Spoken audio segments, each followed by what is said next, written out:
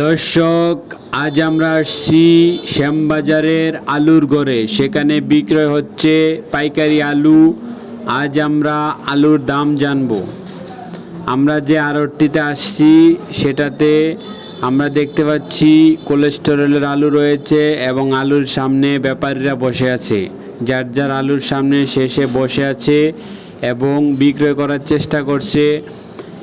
এই আড়তে সকাল 6টা থেকে বিক্রয় শুরু হয়ে যায়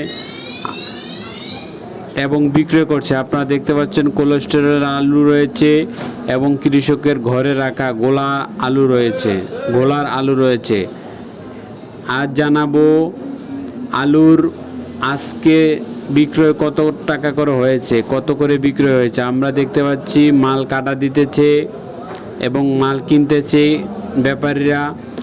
কোলেস্টেরলের আলু আজ বিক্রয় হচ্ছে 15 টাকা 16 টাকা করে, 15 টাকা 16 টাকা।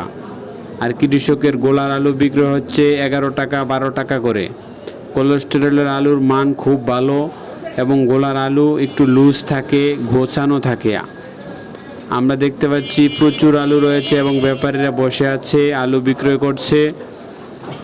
এই আড়তে প্রতিদিন প্রচুর পরিমাণে আলু বিক্রয় হয়। রাতের বেলা মাল নামে এবং সকালবেলা সেগুলা বিক্রয় হয়ে যায়। প্রচুর আলু আমরা দেখতে পাচ্ছি।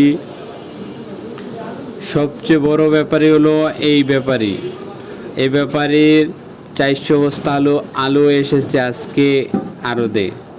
প্রচুর আলু এনেছে এই ব্যাপারী।